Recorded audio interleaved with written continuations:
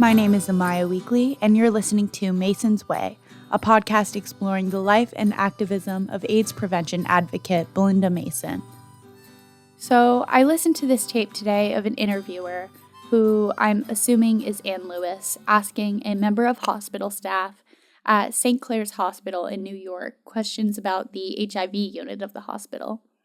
To my knowledge, I don't believe this hospital took care of Belinda Mason. However, the hospital does have an HIV unit, which contains about a third of total patients in the hospital.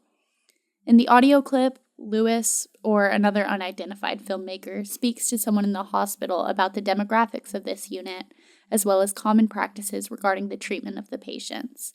Here's that clip. Getting more women now? Yeah.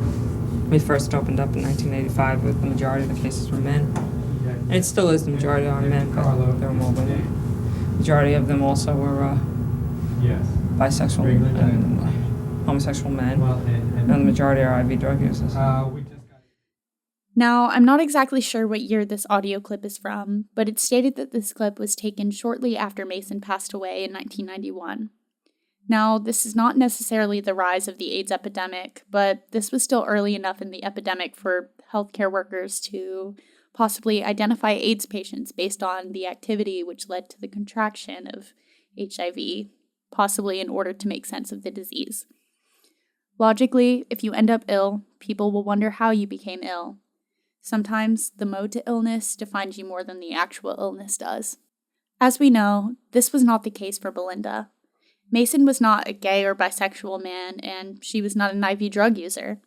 The AIDS activism that Mason encourages is rooted in the fact that to her, it didn't matter. The contraction matters less than the fight against it, and everyone is involved in that fight, with or without testing positive for HIV or AIDS. When the AIDS epidemic hit America in the early 70s, the humanity of a rural community was tested. Oh, this is something I got to work on, and I needed to do it a long time before. It's like the biographies of all the people that are on the commission.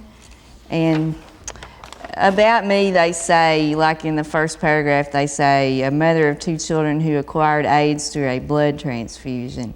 I don't think that's really appropriate or necessary, because I don't think it particularly matters, except as a way to separate me from the unfortunate people who clearly acquired AIDS because they wanted to.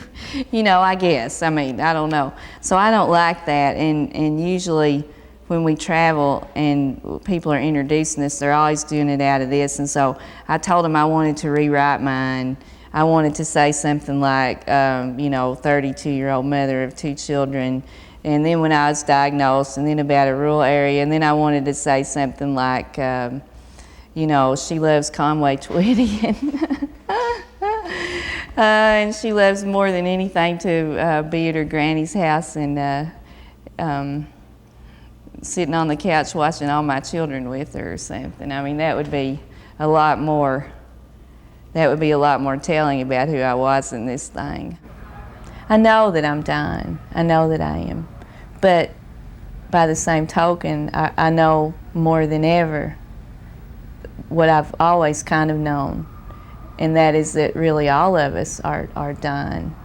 And, the choices that we make about how we live shouldn't be any different because we suddenly find out that we have an illness or we have a divorce on the horizon or some kind of transition. Or we should all live as if we're dying, because we all surely are,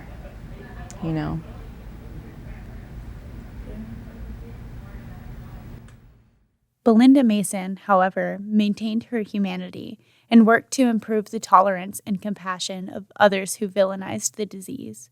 She wanted an equal playing field for those who were struggling, and she knew that acceptance and tolerance were the ways to achieve this.